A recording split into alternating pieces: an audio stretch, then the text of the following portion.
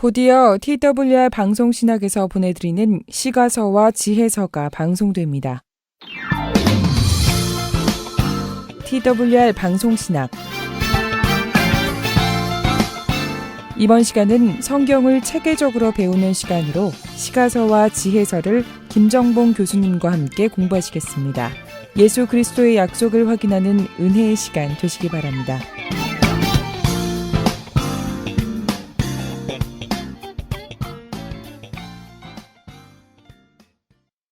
사랑하는 동포 여러분, 안녕하십니까? 시가서와 지혜서를 함께 공부하게 된 김정봉 교수입니다.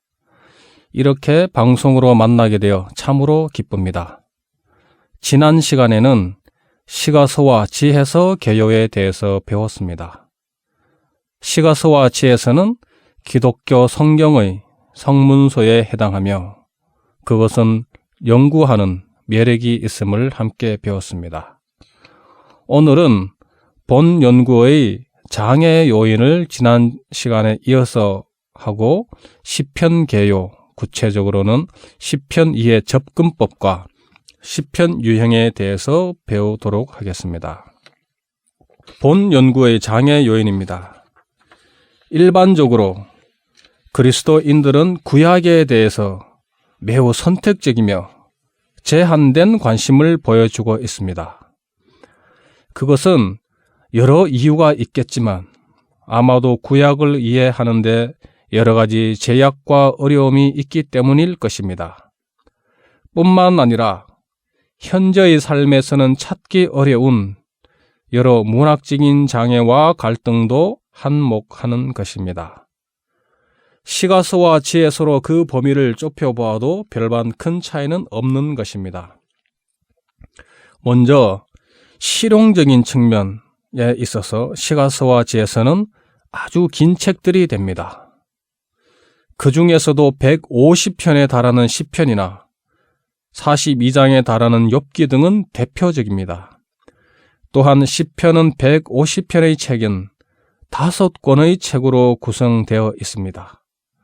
한 권의 책을 읽기도 벅찬데 5권의 책이 엮여져 있는 150편의 시편을 우리가 앉아서 읽기는 결코 쉬운 일은 아닙니다.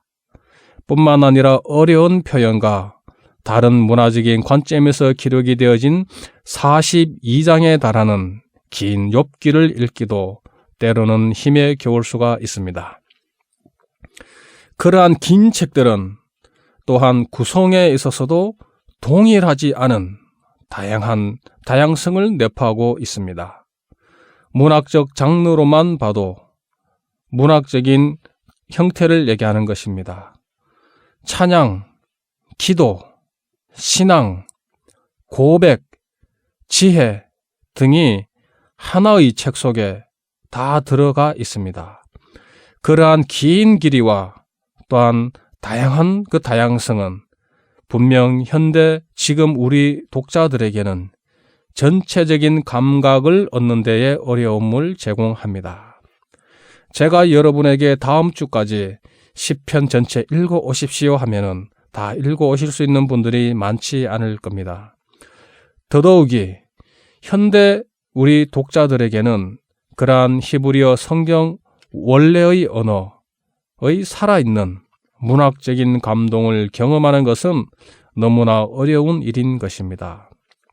둘째로 시가서와 지혜서는 너무나 오래된 책들입니다. 시편 안에서의 정언으로만 보더라도 긴 시간적 간격이 존재하고 있음을 알게 됩니다.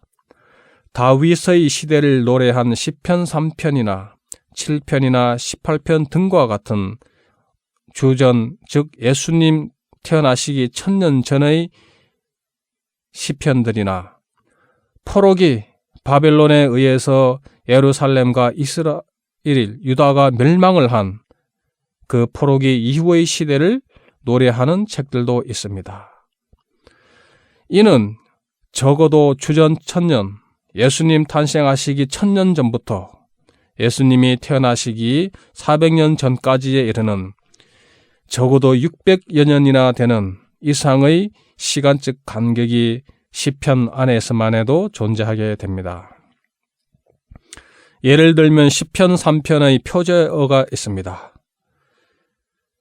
시편 3편의 표제어는 다윗이 그의 아들 압살롬을 피할 때에 지은 시라고 표시합니다. 비록 시편 3편의 내용이 사무엘 하 15장 16절에 기록된 압살롬의 반역과 내용상 비교하여 볼 때에 밀접한 설명, 밀접한 묘사라고 보기는 어렵지만은 시편의 최종 편집자는 시편 3편을 다윗의 시대를 노래하는 것으로 받아들이고 있습니다. 시편 137편 1절에서는 우리가 바벨론의 여러 강변 거기에 앉아서 시온을 기억하며 울었도다 라고 노래하고 있습니다. 포로가 되어 잡혀간 바빌론의 강가에서 그리고 그들의 조상들이 여호와 하나님을 찬양하며 섬겼던 그 시온을 기억하며 울었다고 하는 것입니다. 셋째로 문화적인 차이가 있습니다. 현재를 살아가는 현재 독자들은 오래전 이스라엘이라고 하는 히브리 문화 속에서 형성되어진 사고와 가치관, 신앙관을 직시하기는 너무나 어려운 것입니다. 구체적으로 얘기하면은 동포 여러분들과 본 강의를 담당하고 있는 저와도 분명 차이가 있을 것입니다. 게다가 그러한 히브리 문화는 고대 근동 세계의 한 부분으로서 존재하였습니다. 따라서 고대 근동 세계와 문화의 이해도 동반되어져야 하는 것입니다. 이러한 문화적인 차이는 시가서와 지혜서 연구에 커다란 난관이 되기도 합니다. 우리의 문화적 인식과 직관만을 가지고는 시가서와 지혜서에서 만나게 되는 고대 히브리 사고와 문화를 이해하기 분명 어려울 것입니다. 된장 문화, 뚝배기 문화에 익숙해 있는 우리는 그들의 문화, 그들의 사고를 정확하게 느끼고 경험하기가 어려운 것입니다. 많은 사람들은 성경을 접할 때에 마치 어제 기록된 책과 같이 마치 우리의 문화의 토대 위에서 기록되어진 책과 같이 이해를 합니다. 그것은 분명 우리가 잘못된 관점을 가지고 있음을 표현하는 것입니다. 넷째로 구속사에서의 위치입니다. 우리 그리스도인들을 구약에서 얘기하고 있는 이스라엘의 종교와 생활보다는 신약의 예수 그리스도의 삶과 말씀, 그리고 그것을 이해하고 가르친 제자들의 예수에 대한 이해에 보다 더 많은 초점이 맞추어져 있는 것입니다. 본 방송을 통해서 연구를 하고 있는 동포 여러분들도 별반 차이는 없을 수가 있습니다. 많은 사람들은 그들의 관점이 예수 그리스도에게 초점이 맞추어져 있는 것입니다. 물론 우리의 신앙의 목적은 예수 그리스도를 알고 예수 그리스도를 함께 생활을 하며 예수 그리스도의 삶을 통해서 우리가 전달하는 것입니다.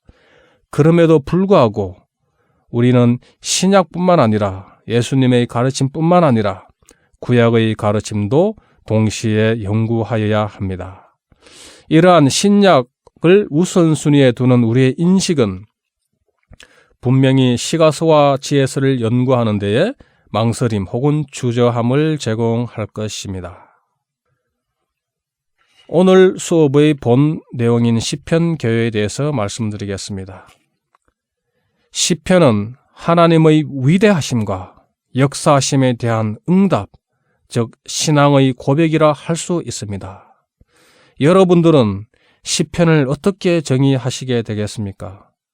여러분들의 마음과 사고 속에 있는 그 시편은 여러분이 어떻게 생각하시는지 한번 살펴보시기 바랍니다. 당신의 삶을 변화시키는 TWR 열방 선교 방송.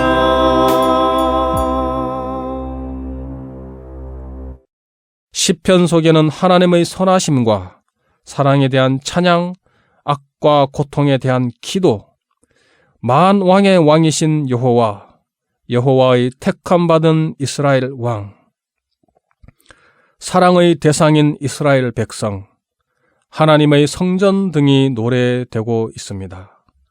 이 모든 주제는 표현이 되어진, 구체화되어진 하나님의 사랑에 대한 관계 속에 존재하는 이스라엘의 반응이라고 할 수 있는 것입니다. 하나님을 향한 그 하나님의 구속의 사랑에 대한 이스라엘의 신앙의 반응, 즉 고백이라고 볼 수가 있는 것입니다. 물론 시편에서만 하나님을 향한 신앙의 응답 혹은 고백이 존재하는 것은 아닙니다. 시편만큼 광범위하게 하나님의 행위에 대한 반응을 만날 수 있는 곳이 없다는 것입니다. 이스라엘의 출애굽에 대한 서사가, 즉 이스라엘의 출애굽에 대한 이야기가 기본 줄거리가 되는 출애굽기에도 물론 하나님의 구원의 역사심에 대한 찬양이 기록이 되어 있습니다. 출애굽기 15장에는 모세는 여호와의 구원과 용사되심을 노래하였습니다. 사사기 5장에서도 유사한 주제가 드보라와 바락을 통해 노래되었습니다. 그들은 이스라엘의 하나님 여호와를 찬송하였습니다. 시편은 하나님의 행하심에 대한 기도요 찬송입니다. 본질적으로 시편은 하나님에게 하는 신앙인의 고백이며 아울러 하나님 자신의 말씀이 되는 것입니다. 우리가 시편을 이해하는 데 있어서는 여러 가지 접근법이 있습니다. 제가 시편 이해 접근법에 대한 개략적인 3가지의 방법을 설명드리도록 하겠습니다. 현재 시편 이해에 있어서 주목되어져야 할 2가지 입장은 시편을 영혼의 거울로 이해하는 접근법이 있습니다. 그리고 시편의 역사적 자리에 중심점을 둔 제2적 도구로서의 이해가 있습니다. 이 2가지 입장의 시편을 종합한 3번째 종합적인 시편 이해가 있습니다. 먼저 영혼의 거울입니다. 여러분들 집에 댁에 가면 거울들이 있으십니까? 여러분들이 거울을 보실 때는 어떤 의미와 목적으로 보십니까? 거울을 보셔서 제일 먼저 무엇을 하십니까? 여러분은 거울을 보시면서 여러분의 얼굴과 머리의 혹시라도 묻어있는 원치 않는 것들을 발견하고 제거를 합니다. 거울을 통해서 우리는 우리의 모습을 살피고 우리의 모습을 단정하게 내가 원하는 모습으로 가꾸게 되어집니다. 그렇게 가꾸게 되어진, 단정하게 되어진 나의 얼굴을 이제 거울이 아닌 돌아서서 볼 때에 그 거울을 통하여서 그려진 나의 이미지가, 그러한 모습이 내 마음의 속에 기록이 되어 있는 것입니다. 거울을 통해서 다듬고 만들었던 그 모습, 나의 최상의 모습이 나의 마음의 거울 속에 그려져 있는 것입니다. 그리고 다시 생활하고 밖에 나갈 때는 우리는 마음속에 그려진 나의 모습을 생각하게 되어지고 그 모습에 맞추어서 살아가려고 생활하게 되어지는 것입니다. 즉, 거울을 통해서 보고 거울을 통해서 형성한 나의 모습에 만들어진 그 패턴을 따라서 우리는 살아가려고 하는 것입니다. 그러한 거울에 대한 모습은 우리가 영혼의 거울이라고 하는 표현을 통해서 시편을 이해하게 되어지는 것입니다. 영혼의 거울은 영적인 접근법입니다. 시편 저자들, 시편 기자들의 개인의 목소리와 감정 등을 경험하는 것입니다. 먼저 영혼의 거울로서의 접근은 시편은 영혼의 거울이며 또한 인생의 영혼의 여정을 위한 완전한 이미지를 제공합니다. 그리스도인의 성품을 형성하도록 돕는다고 보는 것입니다. 시편의 독자들은 일상생활 가운데에서 매우 다양하며 많은 분위기와 마주친다는 것입니다. 시편 88편과 같은 탄식시는 어쩌면 저와 같은 평범한 신앙을 가진 자들에게는 상당한 망설임을 가져다 줄 수가 있습니다. 왜냐하면 그러한 주저함은 성도들이 그들의 고통을 찬양 가운데로 이끄는, 그리고 그들의 그러한 고통을 정형화되어진 틀 가운데로 나아갈 수 있도록 돕는 것이라고 할 수가 있습니다. 초대 교회 교부가 있습니다. 초대 교회의 아버지라 불리는 자가 있는데 그들 중에 한 명인 아타나시우스라고 하는 사람이 있습니다. 아타나시우스라고 이름이 하는 그 사람은 그리스도의 모습, 시편을 통해서 그리스도의 모습을 볼 수가 있다고 얘기를 하였습니다. 따라서 그 시편은 우리 그리스도인의 성품을 다듬어 준다고 보는 것입니다.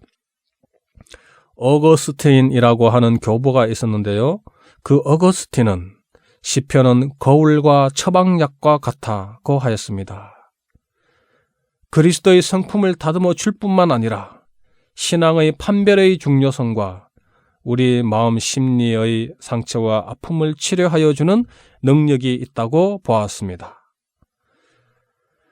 또한 루터는 시편은 그리스도의 참고 문헌이다, 그리스도에 관한 책이다 라고 하였습니다. 뿐만 아니라 시편 기자의 내적 마음 심령 가운데의 감정들의 가치를 볼 수 있는 책이라고 하였습니다. 가장 찬란한 기쁨, 가장 고통스러운 슬픔을 볼 수 있다는 것입니다. 칼빈이라고 하는 사람은 시편은 거울인데 그 거울을 통해서 우리는 다윗의 감정을 엿볼 수가 있다라고 하였습니다. 이러한 영혼의 거울의 접근법과 함께 또한 제2적인 도구의 방법이 있습니다. 개인적인 영적 목적이라기보다는 이스라엘이라고 하는 공동체 제2, 즉 제사에 사용되어진 것이라는 것입니다. 시편의 삶의 자리, 즉 시편이 형성되어지고 그 시편이 사용되어진 그 자리에 관점을 두는 것입니다. 하나님의 역사 속에서 구원의 행위에 대해서 그 제2제사 속에서 이스라엘의 반응을 표현한 책이라는 것입니다. 종합적인 견해가 있습니다. 이상의 견해들을 종합한 제3의 접근법은 이렇습니다. 이스라엘의 예배를 위한 목적으로 시편은 존재합니다. 따라서 이스라엘의 예배의 기능적인 측면에서 해석을 하여야 합니다.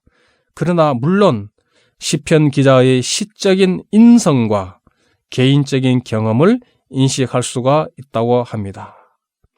시편 기자의 경험, 진정한 인간의 역동적 믿음을 보여준다는 것입니다. 집단적인 개인성의 개념입니다. 여기서의 시편의 기자는 홀로선 개인이 아니라 이스라엘이라고 하는 공동체, 집단을 대표하는 개인이 되어지는 것입니다. 그를 가리켜서 집단적 개인이라고 합니다. 그러한 집단적 개인성의 개념이 시편 기자의 시편에는 나타난다고 하는 것입니다. 즉 시편 기자의 시편은 공동체, 이스라엘 공동의 마음이자 사고이다, 이렇게 이해를 하는 것입니다. 물론 시편에는 종교적 제2적 목적으로 제작되었음을 보여주는 묘사들이 있습니다. 그러나 시편이 단지 그러한 제2, 제사의 목적만으로 제작되었다고 보기는 어렵습니다. 다음으로는 시편 유형이 있습니다. 시편 유형을 체계화한 이가 있는데 그는 독일 신학자 군켈이라고 합니다.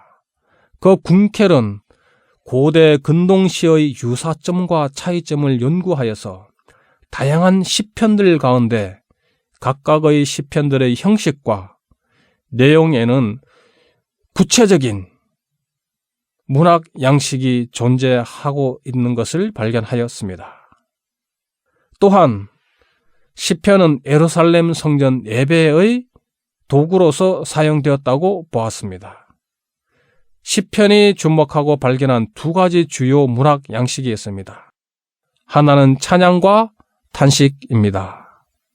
잠시 쉬었다가 다시 강의하도록 하겠습니다. 찬양 한 곡 들으시고 계속하겠습니다.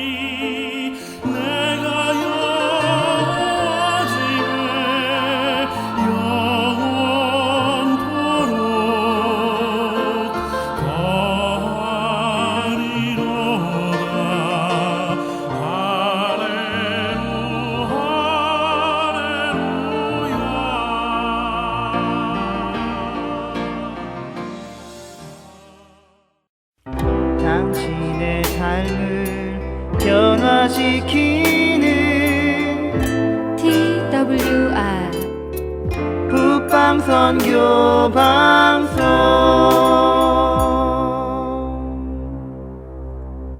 지금 여러분께서는 TWR 방송신학에서 보내드리는 시가서와 지혜서를 듣고 계십니다.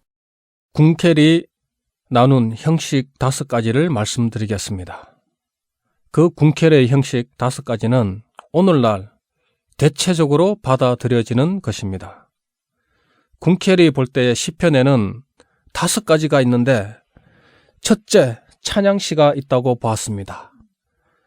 찬양시는 하나님에 대해서 찬양하는 것입니다. 그리고 여호와의 왕권을 찬양합니다. 또한 하나님이 계신다고 하신 시온을 찬양하는 것입니다.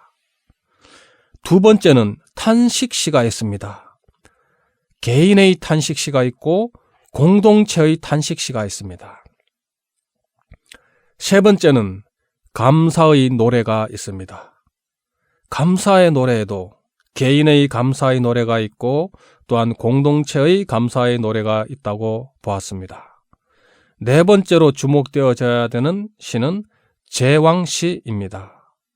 왕에 관한 노래가 됩니다. 이 제왕시에서 우리는 메시아 사상을 엿볼 수가 있습니다. 다섯 번째, 기타 양식들이 있습니다. 그 기타 양식들에는 신뢰시, 지혜시 등이 포함이 되어져 있습니다. 고대 근동의 찬양시는 신이나 왕의 위대함을 찬양하는 것이었습니다. 고대 근동의 탄원시는 또한 탄원으로 시작하여 찬양으로 마치거나 혹은 찬양시만으로 끝을 내는 것입니다. 고대 근동 가운데에서도 메소포타미아 시가 문학에서 많이 나타나는 형태들입니다. 환한 신을 달래기 위해서 사용하였습니다. 반면에 이스라엘의 탄원시는 여호와의 자비로우심에 근거하여 노래하였습니다. 메소포타미아 시가 문학과 이스라엘의 탄원시의 차이를 주목하시기 바랍니다. 메소포타미아 시가 문학의 탄원시는 인류가 화가 났는 신을 달래기 위하여 사용하였습니다. 그러나 이스라엘의 탄원시는 여호와 하나님의 자비로우심을 근거하여 노래하는 것입니다. 구체적으로 먼저 첫 번째 찬양시에 대해서 말씀드리도록 하겠습니다. 찬양시는 하나님에 대한 일반적인 찬양시들이 있습니다. 즉 찬양하고 신뢰를 표현하고 여호와의 주권을 얘기하고 여호와의 행동을 찬양하는 것입니다.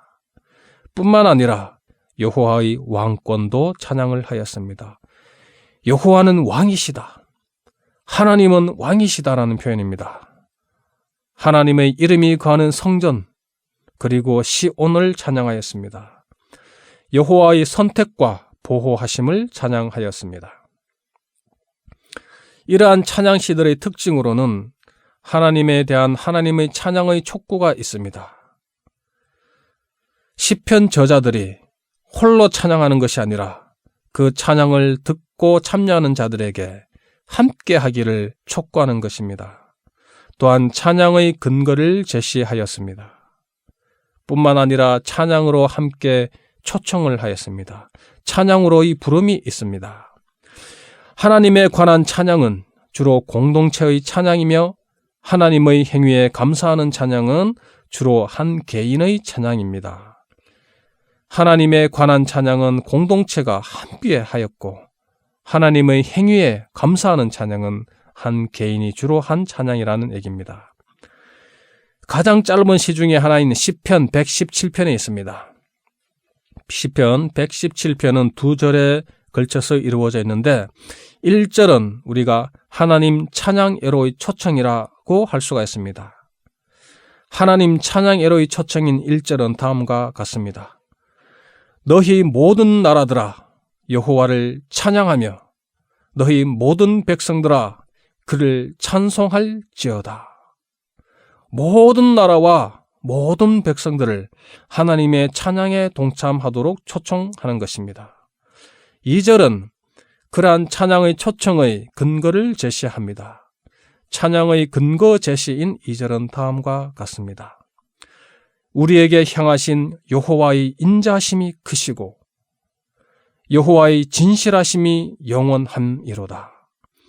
여호와의 인자심이 크시고 여호와의 진실하심이 영원하기 때문에 우리는 찬양을 하여야 하며 찬양에 함께 하여야 한다는 것입니다.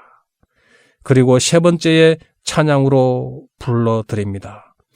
할렐루야. 이렇게 마무리를 하게 되어집니다. 탄식시가 있습니다. 두 번째로 탄식시는 고통과 어려움의 상황에서 하나님께 반응하는 표현입니다. 개인적인 부당함, 질병, 원수들, 그리고 공동체적으로는 전쟁에서의 패배, 기근, 가뭄 등의 재난에 대한 탄식을 하는 것입니다. 일반적인 특징들은 하나님을 향한 호소, 불평, 간구, 복수를 요청합니다. 죄 고백, 무죄함을 항변합니다. 나의 억울함을 항변하는 것입니다. 감사에 대한 하나님께 맹세를 하고 또한 하나님께 대한 신뢰와 확신의 고백, 찬양과 감사가 있습니다. 하나님을, 여호와를 하나님으로 믿고 따르는 그리스도인들은 세상 사람들과 동일하게 탄식도 하게 되어집니다. 호소도 하게 되어지고 불평도 하게 되어집니다. 간구도 하고 복수도 요청하게 되어집니다. 그러나 이 모든 것들이 죄가 되는 것은 아닙니다. 우리가 하나님 앞에, 하나님의 신뢰하심 앞에 우리를 내려놓고 죄를 고백하게 되어지고 우리의 무죄함을 항변하게 되어질 때에는 하나님의 신뢰와 확신의 고백 안에서 우리는 하나님께 찬양과 감사로 연결되어지는 경험을 하게 되어질 것입니다. 탄식만 하는 것이 아니라 그 탄식의 상황 속에서도 하나님께 대한 신뢰와 확신의 고백이 있어야 하며 하나님 앞에 감사하여야 하며 찬양과 함께 하나님께 맹세하여야 한다는 것입니다. 시편 54편의 내용입니다. 1절은 하나님을 향한 호소입니다. 하나님이여 주의 이름으로 나를 구원하시고 주의 힘으로 나를 변호하소서. 2절은 강구로 볼 수가 있습니다. 하나님이여 내 기도를 들으시며 내 입의 말에 귀를 기울이소서. 3절은 불평입니다. 낯선 자들이 일어나 나를 치고 포악한 자들이 나의 생명을 수색하며 하나님을 자기 앞에 두지 아니하였음이니이다. 불평입니다. 불평할 수밖에 없습니다. 낯선 자들이 일어나 나를 치는데, 포악한 자들이 나의 생명을 수색하는데 하나님을 자기 앞에 두지 않게 되어지는데 어떻게 불평하지 않을 수가 있겠습니까? 4절에는 그럼에도 불구하고 우리의 신뢰의 고백이 따르게 되어집니다. 하나님은 나를 돕는 이시며 주께서는 내 생명을 붙들어 주시는 이시니이다. 5절에는 복수를 요청합니다. 주께서는 내 원수에게 악으로 갚으시리니 주의 성실하심으로 그들을 멸하소서. 6절에 맹세합니다. 내가 낙한 죄로 주께 제사하리이다. 여호와여 주의 이름으로 감사하오리니 주의 이름이 선하심이니이다. 마지막 7절에 찬양을 합니다. 참으로 주께서는 모든 환난에서 나를 건지시고 내 원수가 복받는 것을 내 눈이 똑똑히 보게 하셨나이다. 다음으로는 감사의 노래가 있습니다.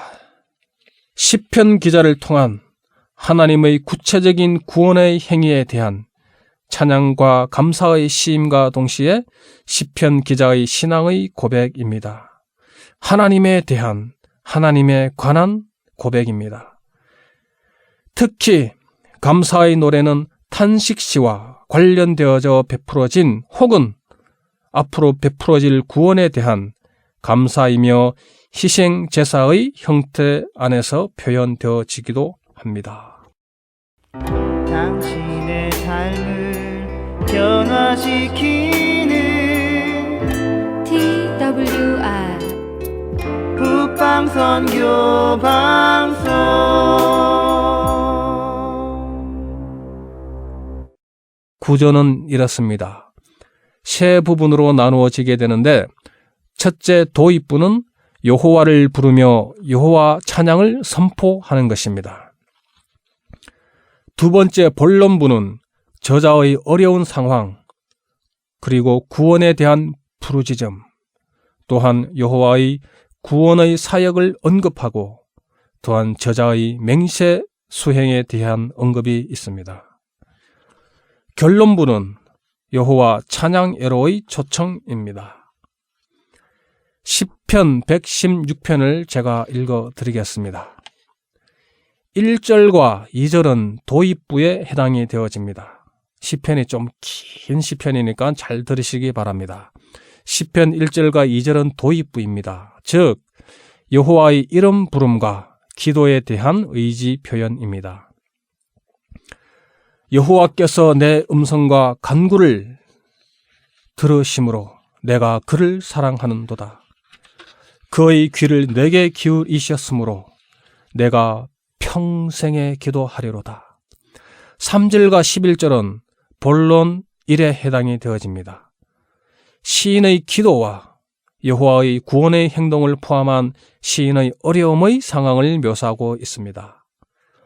사망의 줄이 나를 두르고 스올의 고통이 내게 이르므로 내가 환난과 슬픔을 만났을 때에 내가 여호와의 이름으로 기도하기를 여호와여 주께 구하오니 내 영혼을 건지소서 하였도다.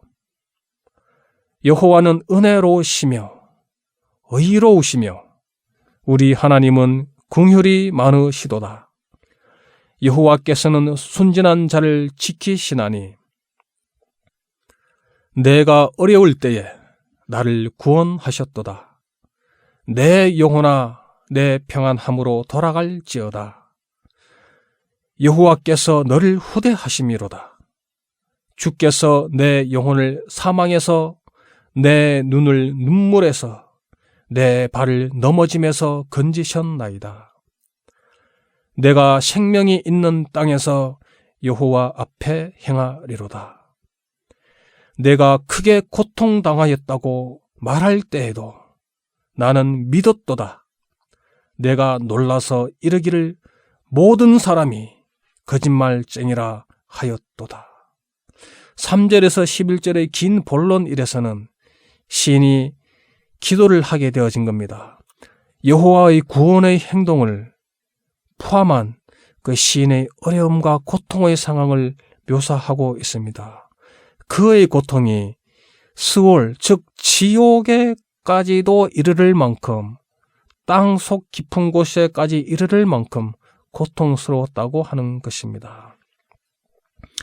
12절에서 19절 상반절은 본론 두 번째에 해당이 되어집니다. 여기에는 자기 맹세에 대한 의지 표현이 있습니다. 내게 주신 모든 은혜를 여호와께 무엇으로 보답할까? 내가 구원의 잔을 들고 여호와의 이름을 부르며 여호와의 모든 백성 앞에서 나는 나의 소원을 여호와께 갚으리로다. 그의 경건한 자들의 죽음은 여호와께서 보시기에 귀중한 것이로다. 여호와여 나는 진실로 주의 종이요 주의 요정이 아들 곧 나의 종이라. 주께서 나의 결박을 푸셨나이다. 내가 주께 감사제를 드리고 여호와의 이름을 부르리이다. 내가 여호와께 소원한 것을 그의 모든 백성이 보는 앞에서 내가 지키리로다. 예루살렘아 내 한가운데서 여호와의 성전 뜰에서 지키리로다. 방금 읽은 12절과 19절 상반절은 본론 두 번째로서 자기 맹세에 대한 강력한 간절한 의지의 표현이라고 할 수가 있습니다.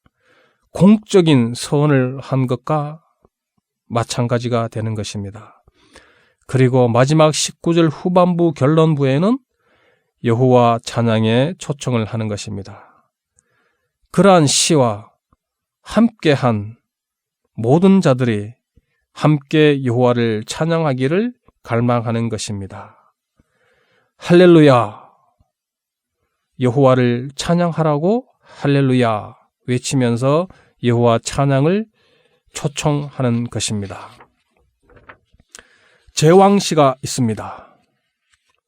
제왕시는 하나님과 왕과 관련된 사건들과 상황들을 노래하는 것입니다.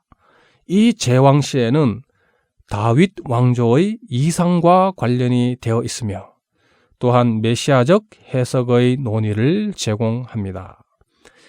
10편, 2편, 18편, 20편, 21편, 45편, 72편 등 여러 시들이 있습니다. 그 중에서도 10편, 2편과 72편, 110편은 왕위즉위시라고 합니다. 다윗 왕제의 왕이 왕으로 등극하는 행사를 할 때에 불렀던 노래인 것입니다. 10편 2편 7절을 보시기 바랍니다. 너는 내 아들이라. 오늘 내가 너를 낳았도다. 하나님이 다윗 왕에게, 다윗 왕의 후손들에게 너는 내 아들이라고 얘기합니다. 그리고 왕으로 되는 바로 그날에 내가 너를 낳았도다 라고 표현을 하였습니다. 사무엘하 7장 14절에 나단의 다윗의 후손에 관한 예언이 있습니다. 선지자 나단이 다윗의 후손에 관한 예언입니다. 나는 그에게 아버지가 되고 그는 내게 아들이 되리라. 여호와 하나님께서 다윗의 후손들에게 아버지가 되고 다윗의 후손들은 내게 아들이 되리라고 한 그 나단의 예언을 10편 2편 7절에서는 나타내고 있는 것입니다. 또한 제왕시에는 전투에 나가기 전에 왕들이 여호와께 기도하는 것들이 있습니다. 10편, 20편, 144편이 이에 해당합니다. 뿐만 아니라 전투에서의 승리에 대한 왕들의 기도가 있습니다. 10편, 18편이 그렇습니다. 왕의 결혼식을 위한 시도 있는데 10편 45편이 그렇습니다. 2절과 9절에서는 신랑을 묘사하고 있으며 10절과 15절에는 신부를 묘사하고 있습니다. 10편 132편은 법궤를 예루살렘으로 가져오는 것을 제의적으로 노래한 언약 법궤의 시가 있습니다. 이 시는 사무엘하 6장 7장에서 나타나는 그 사건을 제의적으로 표현한 것일 것입니다.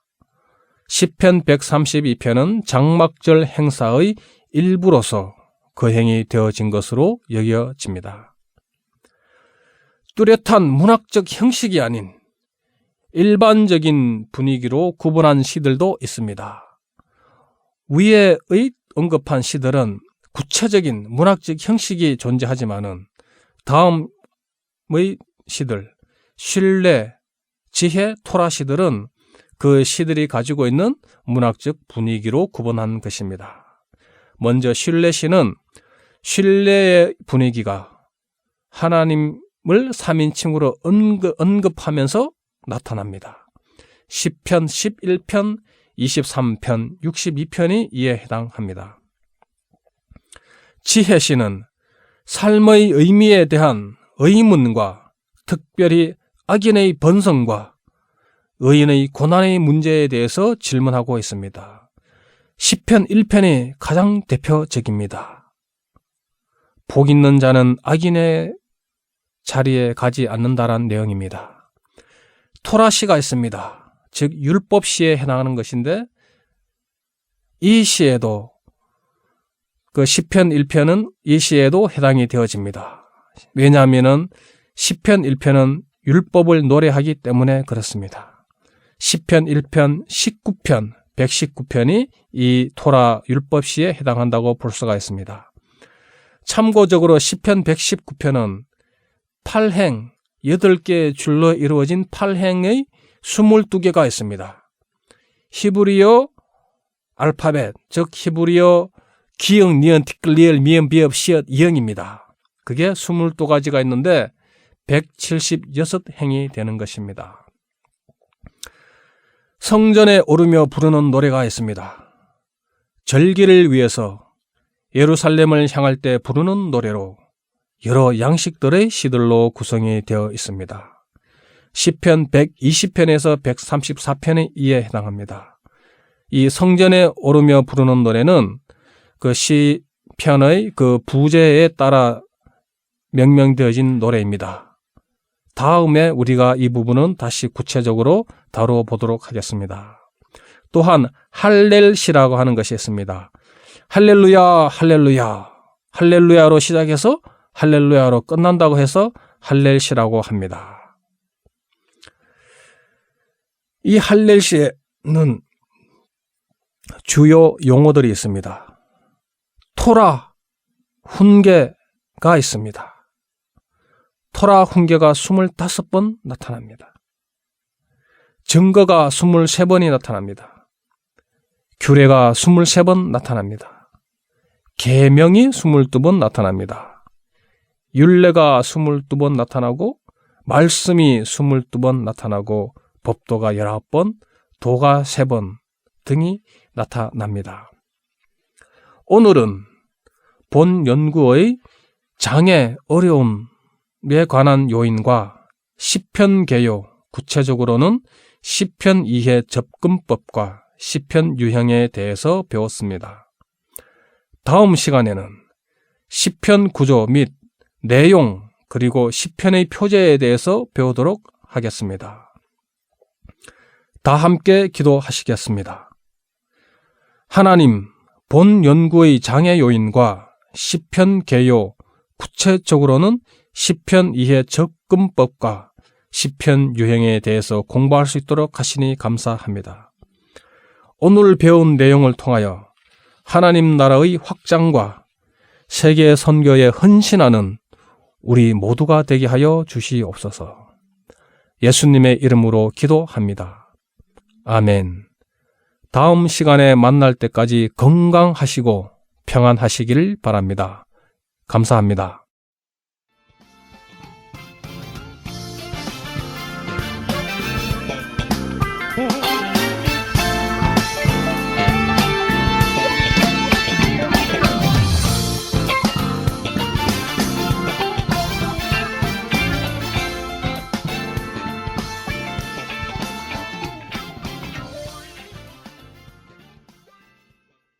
지금까지 TWR 방송신학을 들으셨습니다.